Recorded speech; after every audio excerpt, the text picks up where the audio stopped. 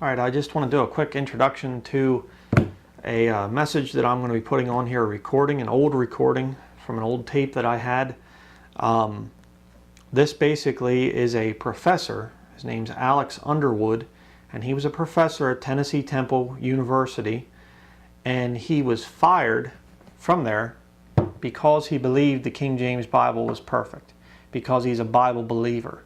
Some called him a Ruckmanite, okay, because he went and he committed the horrible sin of actually going to see Dr. Ruckman preach. And because of that, he was fired from the Bible college there, the Tennessee Temple Bible College. Okay. So this, some of this talk that is on YouTube here, and that you'll get from the Alexandrian cult, is they'll say that the King James only movement is a cult. No. Okay. We will read other materials. You've seen me with my other Bibles and things like that. We're not the cult, okay? But the new versionists, you go to some of these new version churches, they will not even allow King James only type materials into their churches. They are the cults, okay? And a quote-unquote Bible college that would fire one of its professors simply because he believed the King James Bible was perfect, and because he went to see Peter Ruckman, that's a cult, okay? A cult, not occult. Let me define that. So here's the recording. He has another message where he gets into more detail. I'm going to put that on our sermon audio account so you can hear it there. It's like 45 minutes in length, so I didn't want to split it up into little, 3 parts or something here on YouTube. So the full thing is at sermon audio of another message that he did. I'm going to put the link to it down in the description area there, so you can go to listen to it. So I'm going to be putting up some screenshots too of Tennessee Temple University's current website. Okay, and you aren't going to believe some of the stuff that they have on there. So that's it. I hope you enjoy the recording. Now, I send this because I am presently no longer employed on the faculty of Tennessee Temple. And I thought I might send this to you and let you know just exactly what happened to me and know how it came about, although we talked about this when we went out to eat and fellowshipped together down at Brother Dave Reese's. And I remember you telling me then that I would not last at the school believing the way I believe. Well, you're more of a prophet than I gave you credit for. But basically what happened, I related to you down at Brother Dave's, of course, how that they called me up before staff about 2 years ago because I believed the King James Bible. And I told them then that I believed it was perfect and without proven error, and that's where I stood, and they just about went bananas, as the modern phrase goes. And of course tried to put me down and tried to say, now you have to watch out for Dr. Ruckman. He's a mean, nasty old man. He's divorced, which has nothing to do with Bible belief. And every argument I know you've heard against yourself and other people brought up trying to persuade me to watch what I was doing. So that came to pass.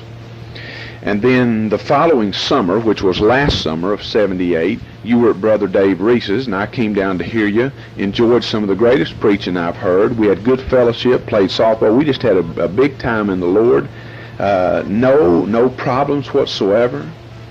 And of course, when I got back to camp, it was about 2 weeks back to camp, back to school. I thought I was in boot camp. But when I got back to school, about 2 weeks later, Dr. Affman stopped me in the dining hall and asked me personally, he said, now, did you go down to Brother Reese's church? Well, of course, he knew that I went because Dave and I are good personal friends. And he gets your newsletter every month, which I'm sure is a real thrill to him. But I said, yes, I did. And he just blew his stack. He said, you are disloyal to the school, disloyal to me, disloyal to all your friends by going to hear a man like me, no Dr. Ruckman. Well, of course, I don't know how much loyalty to the school and friends comes above loyalty to God and His Word, but evidently to Dr. Affman, it comes far above it.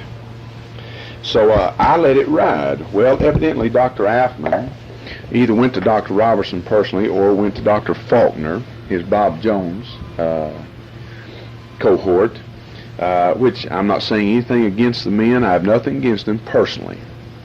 But evidently went to them and, of course, told them what happened. And a couple of weeks after that, Dr. Robertson stopped me outside a faculty meeting and asked me personally if I went to hear Dr. Ruckman. I said, yes, sir, I did. He said, now, I want to tell you something. We don't believe here like Dr. Ruckman believes, which stunned me. I wasn't really sure how to take the quote. But he says, now, you're going to have to make up your mind where you stand. Well, that summer, I finally made up my mind. I told my wife, now, as long as I'm at Tennessee Temple, it's Dr. Robertson's wishes for me not to go hear Dr. Ruckman. I believe in being submissive to the authority over you, so I told my wife I would not. However, I told her at the same time, I will not bend 1 ounce on my belief in the King James Bible. If it costs me my job, I will not back down. Now, it's one thing to shoot your mouth off. It's another thing to back it up when the chips are on the line. So all through the fall, no problem. I stuck to my beliefs. I preached it. I taught it. I taught some of my kids in health class when we would come across some things, or like in human sexuality, we were talking about childbirth, and I mentioned the passage in Matthew 1:25 where Mary gave birth to her firstborn child, and I refuted the New American Standard Version of the perpetual virginity of Mary. And ever so often, the Holy Spirit would give me some gems in the class to refute out of the New American Standard. So everything seemed to go well up until about the 1st of November. Now, by this time, 2 men especially, I think, one Dr. Affman, the other Dr. Roger Martin, John R. Rice's son-in-law, but especially Dr. Martin began to make vicious, outright attacks on the King James Bible in class. Of course, he is a New American Standard man to the T. So this began to infuriate a number of the Bible school boys, and so bad that some of them very ugly and arrogant in the class. Now, I don't completely agree with that. I think a man should be refuted in a gentlemanly manner. But, I mean, they were just belligerent in class. So a number of them decided to drop out of Tennessee Temple. I think 2 of them were going to come down to your school. So anyway, they went to Dr. Faulkner about it, and he suggested they go see Dr. Lackey, the dean of the Bible school, about it first. So they did. And Dr. Lackey drew up a petition, which he and I believe Mr. John Economitis and maybe Mr. Hartley, Brother Economitis and Mr. Hartley, good men. I think they're, in a sense, the silent believers in the King James Bible. They do not stand outwardly, make an issue out of it. So anyway, they brought a petition before staff, the staff that I was called up before to give my beliefs on. Dr. Lackey told Dr. Robertson that we need to have a stand, an official stand of the school, as to this Bible issue, because it's becoming such a boiling pot that we need to do something. So this brings us to the point of Dr. Robertson's message in chapel, which I think, if you have heard, affirms his stand on the King James, but very weak, leaves many loopholes to using other versions, and which eventually, of course, they will do away with, especially if Dr. Robertson dies, but eventually they will get a foothold again, and it'll be back to the same old story. Now, you've been through it for years, so you know how it goes. Well, after that chapel message, I met with Dr. Robertson to explain why I was absent from a church service on a Sunday night. And because I was grounded in Atlanta. Well, I wasn't grounded in Atlanta. I was up over Atlanta, and we couldn't get down on the ground because of a storm and fog. But I went by and explained. So after his message in chapel, which I hope you have a copy of and listen to, I said, Dr. Robertson, I said, I'd personally like to thank you for what you said in chapel. I said, I'm not against the school. I'm not against any man here, but you know how I believe in the King James, and we've talked about it. But I said, what you said today, I think will help some kids to stick with the King James Version simply because you told them to. Now, that's not really good enough, because the devil, just because a man says to, the devil can drag a person away and weaken them, and they won't stand just because some man said so. But I said, I appreciate what you said, and I did. And I said, now, I know there's some disagreements here, and I disagree with some men very belligerently. I don't think belligerent was the word I used, but very harshly. But I'm not against any man personally. I love every man in the Lord, and I do, and I still do. And I mentioned Dr. Martin's name. I said I think some bad things were said by him, but I said I think the students did some wrong too, and I think what you said helped in a great, to a great extent. So he smiled and shook my hand. We prayed, and everything seemed to be going fine. Now, what I'm going to tell you now, I found out after he dismissed me.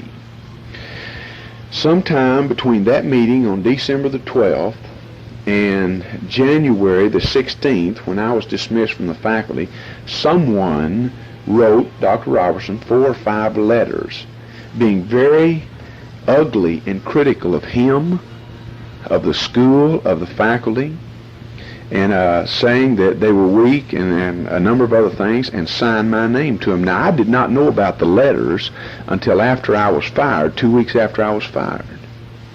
So Dr. Robertson took it for granted that I did write them. He never confronted me with the evidence and asked me if I did write them.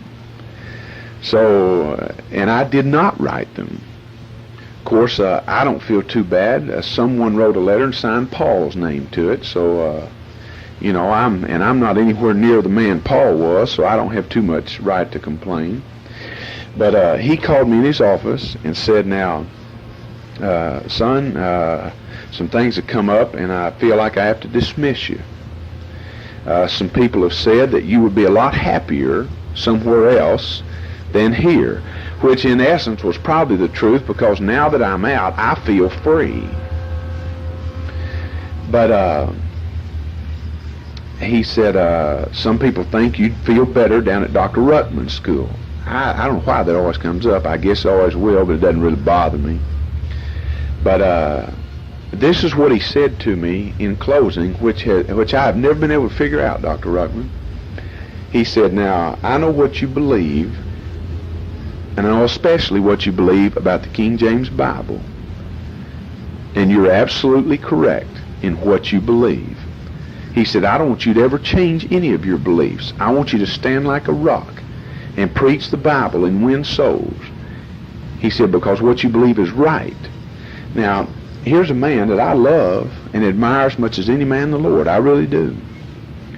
But when he dismissed me, he's sitting there telling me that what I believe is exactly right, and yet dismissing me because I believe it. I told my wife that summer that if it cost me my job, I would not bend on the King James Bible. I guess the devil or one of his demons overheard it and said, well, we'll just see about that.